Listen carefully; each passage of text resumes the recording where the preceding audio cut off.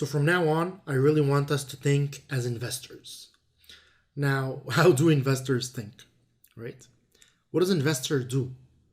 An investor is basically somebody who's out there looking for opportunities where something is undervalued, something is not worth what it should be worth, something that isn't there yet but will be there in the future. So he's foreseeing things before they happen, right? Not to predict the future in terms of prices, but in terms of value. Okay. So when we're looking at these cryptocurrencies, first of all, we gotta ask ourselves, do these cryptocurrencies work? The answer for now is no. They don't fulfill all the things they want to fulfill. And that's great. We don't want them to. When you're looking at successful investors, people who invested in Uber or Google or Amazon or all these companies before they were great, when they weren't working yet, those are the people who made real money. If you invest now in these companies, you never know. They might do better or they might do worse in the future, but it's different. The early investors in the projects that were not great projects yet, that believed in the project and it did work out, that's the people who made real money. So when we're looking at these cryptocurrencies, we have to think as an investor. Yes, they don't work now. They have little applications and they have little things that you can do with them, but they're not at the level that we think they will be at. So as an investor, I would like to capitalize on this opportunity by purchasing them before they reach that level, right? We got to think about these coins if there is demand for them. Is there a demand for this coin? So is there a demand for this project? Do we need this, right? And to be honest, from my perspective, there's demand for a lot of them. When I'm thinking about transferring funds, I have a company, and in my company, every time we receive funds from somewhere, we get charged 3%. PayPal charges us 3%. Visa charges us 3%. Everybody charges us 3%. And when you look at the end of the year, and then we have a bunch of bank charges, at the end of the year, we're paying $30,000, $40,000, $50,000 in fees that could be avoided. Why would I pay 3%? Why don't I pay 0%? The technology supports us to do transactions instantly. Why do I need to pay that amount? Well, some of these currencies permit us to do that. So I'd rather have somebody paid through a cryptocurrency or receive funds through cryptocurrencies than pay, 3% on every transaction. So there is demand for that. Is there demand for, other applications that replace Uber or replace, storage? We use storage for files and for other things. Well, is there a decentralized app we can use for that would cost less? Is there a Uber app that would cost less? There's demand for that for sure. Will these coins work in the future? Now, okay, there's demand for a project, that's great. But do the plan that they have, is it going to work? Is the application, does it make sense or not? Does the technology make sense? Does the protocol make sense? If they have transfer speeds of this and block times of that, will that make sense for that specific project? All questions that we have to answer. If it does work, right, will this lead to price appreciation? So even if, a coin has a project and it looks like it would work, well, would that lead to my coins being valued at a higher price? So do users of the application need to buy that coin to use the application? What is going to happen for my coins to be valued more? What is the limit on those coins? Can more coins be printed as they want? All of these questions have to be answered because you're an investor and you're buying a piece of the pie at the end of the day, right? So you need to understand these things to trust and be able to put your hard-earned cash in that investment. And then also you want to ask yourself, how much money can I lose?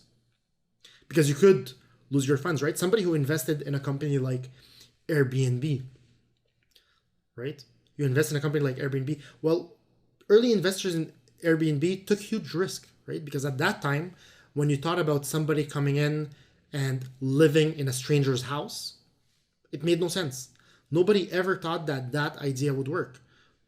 Yeah, open this app, you look at people's houses who want to rent a room, and you go and you live in a room at a stranger's house for the night. Nobody believed in that. But there was demand for something like this because, staying at hotels was expensive. People like to travel more, younger people who don't have as much money. So there was demand for that. And even though it wasn't something that made sense at the time, it made sense in a little bit later on, right?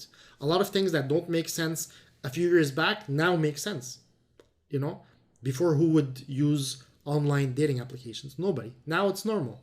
So a lot of these things you have to see to foresee the future of it.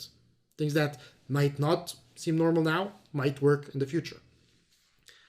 And again, so somebody who was an early investor in Airbnb, they made huge money, but they took risk because if it didn't work out, they would have lost their entire investments. But if it did work out as they foresaw, they made huge returns. Okay, and that is really the mindset we have to have when we're investing in literally anything. So, what is a company's value? You can actually value a company by looking at its future returns in a way. Okay, so example, and this is a model that's used in financial analysis very often. It's called the dividend discount model. So basically what you're doing is you're discounting cash flows. Example, if I know that a company is going to give me $100 every year, I can say how much I think this company is worth, right? How much is $100 worth that I'm getting in 1 year? Okay, if I discount $100 to today, well, $100 in 1 year is not worth the same as $100 today because, with interest rate and inflation, let's say there's 2%. Well, $100 in 1 year is the same as having $98 today because $98 in a year is going to be worth almost $100. So they're worth the same. Now, another $100 here and another $100 there.